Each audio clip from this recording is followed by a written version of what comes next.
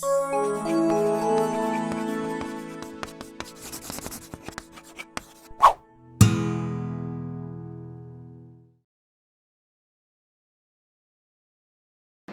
hello students. Today we are going to discuss about the most important concept, okay, that is plane angle and solid angle. कि भाई plane angle क्या है और solid angle क्या है. तो to be very frank, बचपन से आप एंगल पढ़ते आ रहे हो, ऐसा नहीं कि पहली बार वर्ड सुना भाई एंगल क्या है, ठीक है. बचपन से आप एंगल पढ़ते आ रहे हो, जो भी आप पढ़ते आ रहे हो बचपन से, दैट इज प्लेन एंगल. सिर्फ प्लेन वर्ड अपन यूज नहीं करते, ठीक है. तो जब मैं बोलता हूं angle, it is understood, it is plane angle. तो एंगल मतलब प्लेन एंगल, एंगल मतलब प्लेन एंगल. सॉलिड एंगल क्या है वो थोड़ा अच्छे से समझ में लेते हैं, पर प्लेन एंगल को भी मैं थोड़ा साइंटिफिकली डिफाइन करने का कोशिश करता हूं. तो चलो फिर स्टार्ट करते हैं. What is plane angle and solid angle. तो याद रखो जो आप बचपन से पढ़ रहे थे वो एंगल जो है वो प्लेन एंगल ही है. प्लेन वर्ड हम यूज नहीं करते, ठीक है. So now what actually angle is. Okay, what is plane angle, what is angle या प्लेन एंगल. एक काम करते हैं, एक सर्कल सिलेक्ट करता हूं मैं और एक सेंटर रहेगा, नो डाउट सर्कल है तो सेंटर भी रहेगा, और एक आर्क सिलेक्ट करता हूं. The moment I select arc और दो रेडियस अगर मैं ड्रॉ कर रहा हूं, यू कैन चेक इट, दो रेडियस मैंने ड्रॉ किया आर्क को बाउंड करने वाला, तो सेंटर में एक एंगल बन रहा है. सेंटर में एक एंगल बन रहा है कि नहीं. That angle is plane angle. Arc अपने सेंटर में जो एंगल बनाता है बच्चा, वो होता है प्लेन एंगल. आर्क अपने सेंटर में जो एंगल बनाएगा, that angle is plane angle. Symbol अपन बचपन से पढ़ रहे, that is theta. So I hope this is very clear to you what is plane angle, ठीक है. आर्क रेडियस के साथ सेंटर में जो बनाएगा वो होता है प्लेन एंगल. सिंबल उसका थीटा है, बचपन से पढ़ते आ रहे हैं, तो मुझे लगता है इसमें कोई तकलीफ नहीं होने वाला है. मेन चीज है भाई सॉलिड एंगल क्या है. अभी डायग्राम देख के पता चलता है भाई सॉलिड एंगल बहुत कॉम्प्लिकेटेड लग रहा है, पर बिल्कुल कॉम्प्लिकेटेड नहीं है, बिल्कुल कॉम्प्लिकेटेड नहीं, बहुत सिंपल है. Let us understand what is solid angle. एकदम सिंपल सा एग्जांपल देता हूं डे टू डे लाइफ का. आप लोग कलिंगर तो खाए रहेंगे, मतलब कलिंगर तो सब लोग खाते हैं, बराबर कि नहीं. कभी कलिंगर खरीदने गए हो, एनी टाइम आपने कभी वाटरमेलन परचेस किया.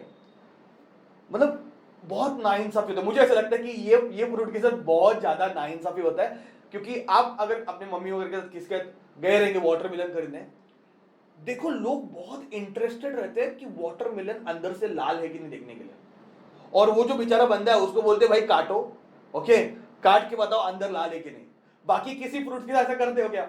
नहीं ना. मतलब अगर मैं एप्पल खरीद आता हूँ कि काट के दिखाओ कैसे, या फिर बनाना खरीदने छिलके दिखाओ कैसे. पर एप्पल सॉरी फॉर वाटरमेलन हम वी ट्राई टू सी कि नहीं अंदर से वो लाल है कि नहीं.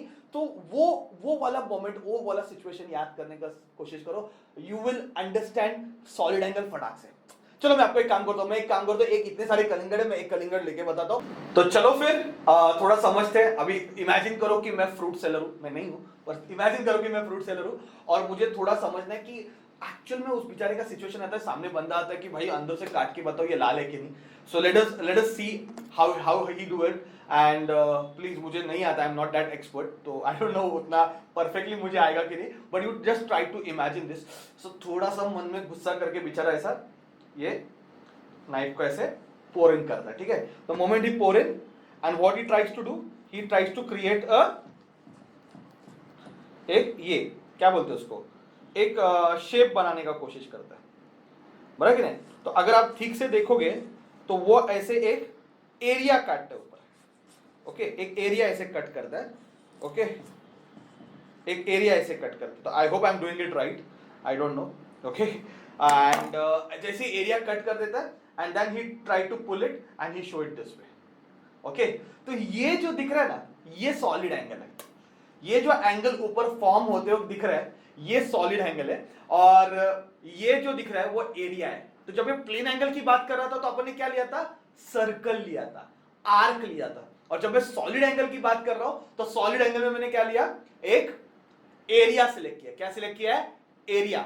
और एरिया जो सेंटर में बनाएगा स्फीयर के, वो होता है solid angle. So let us consider this as a sphere. तो स्फीयर के सेंटर में एरिया जो एंगल बनाएगा वो होता है सॉलिड एंगल. तो गारंटेडली सॉलिड एंगल क्या है, 3 डायमेंशनल है, और प्लेन एंगल क्या है, 2 डायमेंशनल है. बात समझ में आ रहा है. अभी इसका फॉर्मूला क्या रहेगा, यूनिट क्या रहेगा, वो सब अपन डिटेल में पढ़ेंगे नेक्स्ट लेक्चर में, बट थोड़ा बहुत आपको समझा कि what is plane angle and what is solid angle.